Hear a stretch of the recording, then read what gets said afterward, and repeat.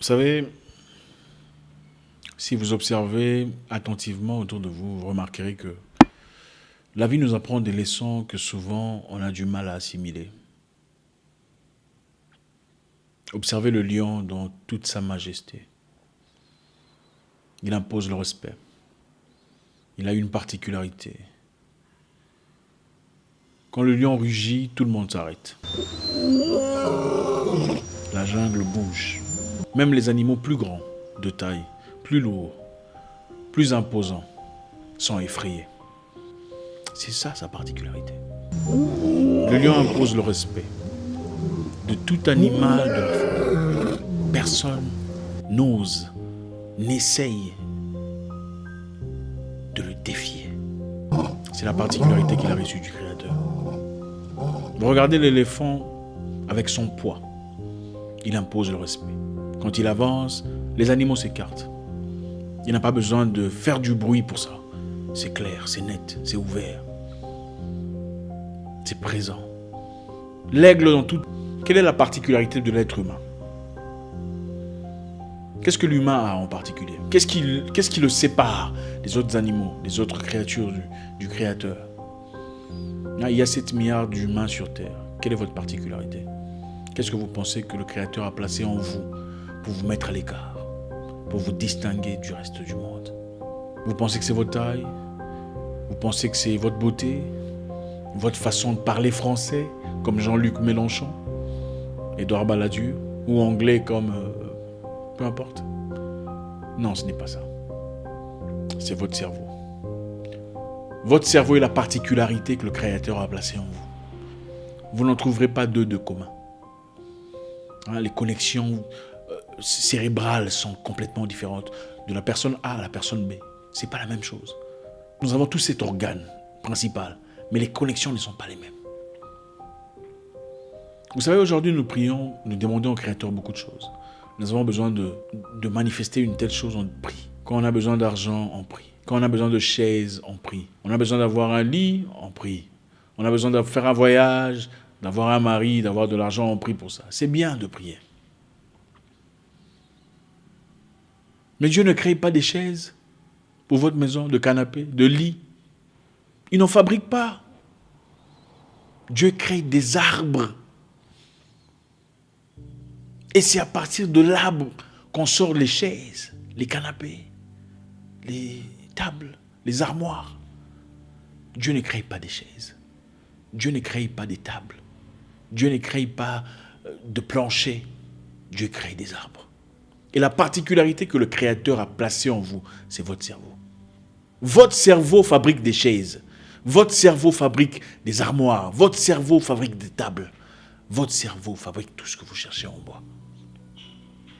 L'être humain, malheureusement, aujourd'hui, s'est placé dans une situation. Il cherche la paix dans son pays.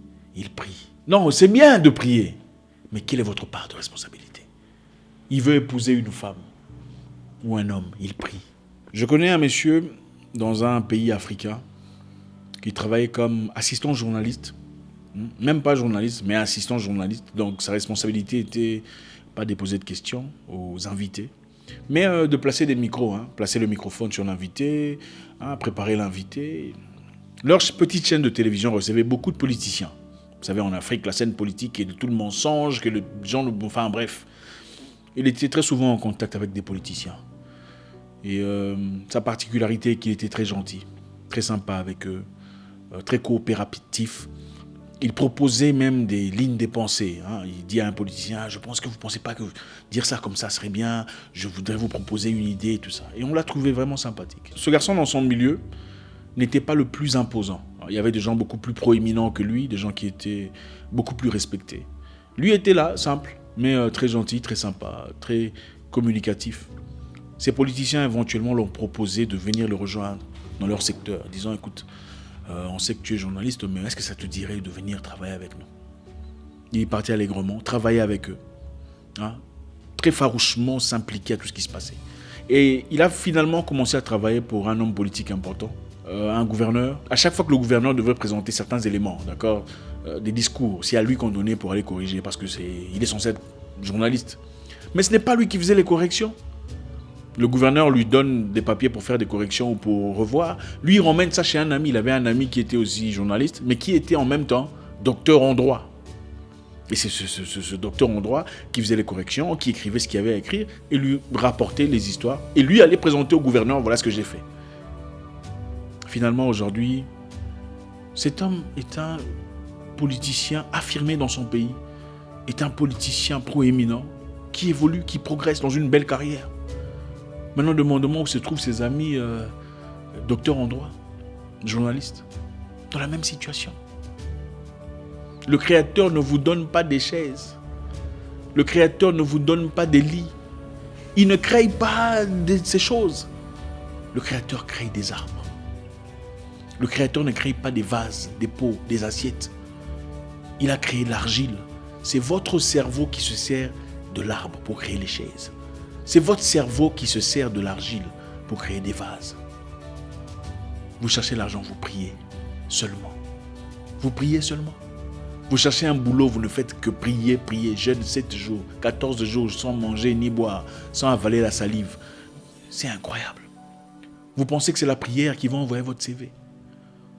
Vous pensez que c'est la prière qui va créer cette sympathie, gentillesse. Vous cherchez un mari ou une femme, vous priez pour ça. Vous avez déjà 42 ans. Hein? Vous priez pour ça. C'est bien de prier. Mais combien de gens sont venus dans votre vie? Combien de gens sympathiques, gentils, polis, mais qui ont peut-être quelques défauts?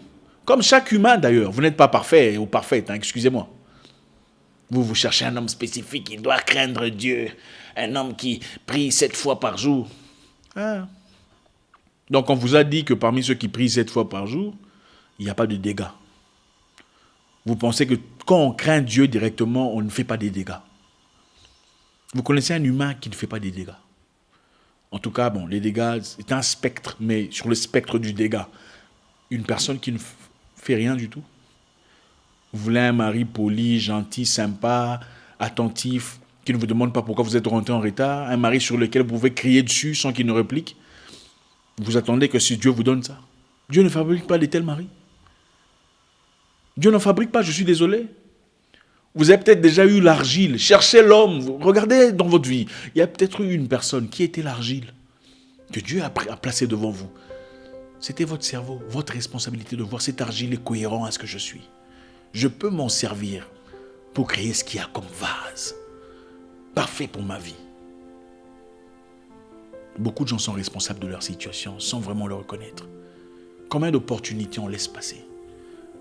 Des gens sympathiques, des gens proéminents, des gens influents que vous refusez de saluer ou de reconnaître. Ah, bonjour messieurs. Ah non, pourquoi on doit les saluer? C'est lui qui doit commencer. Mais vous pleurez, vous pleurnichez, il n'y a pas d'argent. Il n'y a pas d'opportunité. Combien de gens qui ont pu vous faciliter certaines choses, vous ouvrir certaines opportunités, vous aider à aboutir à certaines choses que vous avez rencontrées, mais vous avez refusé de reconnaître parce que c'est trop vous. Vous ne savez pas comment on fait ça? Vous savez qu'il y a des gens, si vous voulez son attention, allez seulement faire des commentaires sur son profil, hein, sur Instagram. Oh, belle chemise. Oh, bonjour monsieur, j'aime ce que vous faites.